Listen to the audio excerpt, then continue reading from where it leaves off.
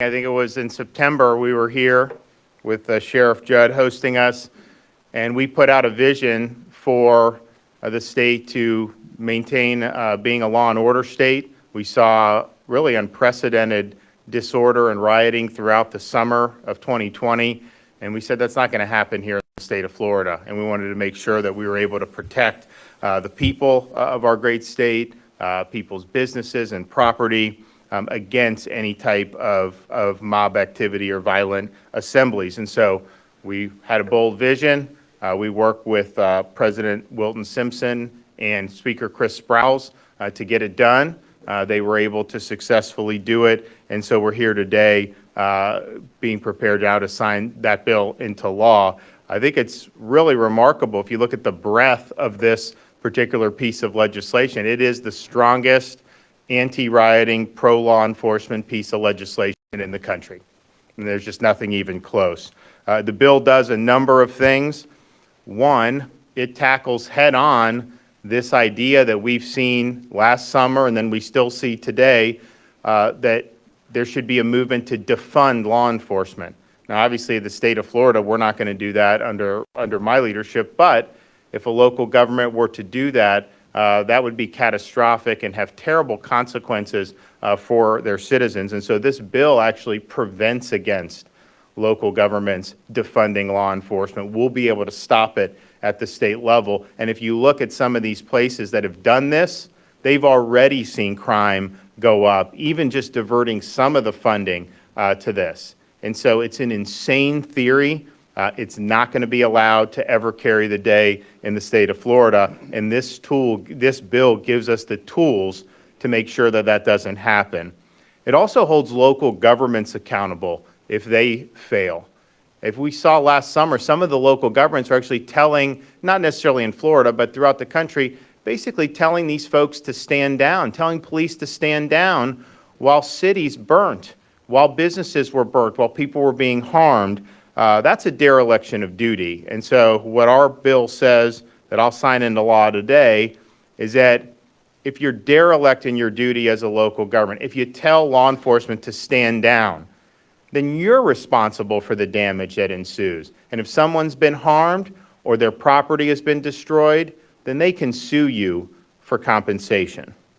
We also have penalties for people that commandeer highways, which we saw in other parts of the country. Just think about it. You're driving home from work, and all of a sudden you have people out there shutting down a highway. And we worked hard to make sure that didn't happen in Florida. They start to do that. There needs to be swift penalties, and that's something that just cannot happen. We also saw around the country people toppling monuments of people like George Washington. This bill protects all monuments in Florida. You have no right to go in and take down monuments. We're not going to let the mob win the day with that.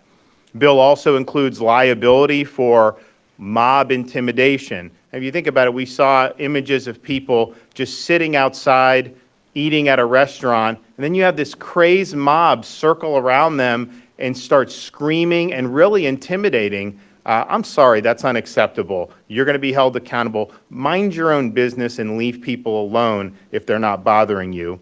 And then finally, and probably maybe most importantly, if you riot, if you loot, if you harm others, particularly if you harm a law enforcement officer during one of these violent assemblies, you're going to jail. We're going to hold you accountable, and we're not going to end up like Portland, where this is just a daily occurrence where these people are doing this.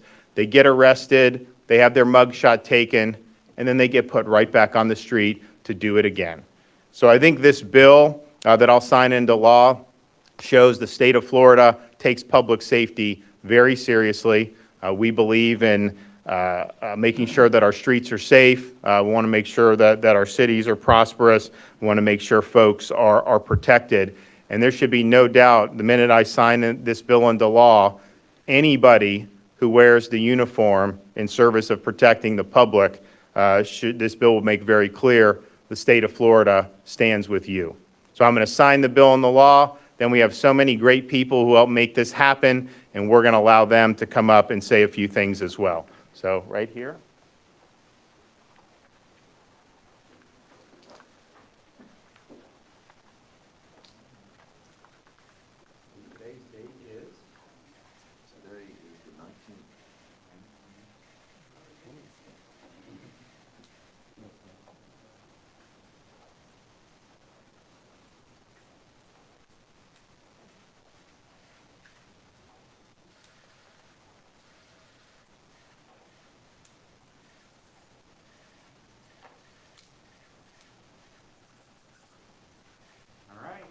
Done. We promise and we deliver.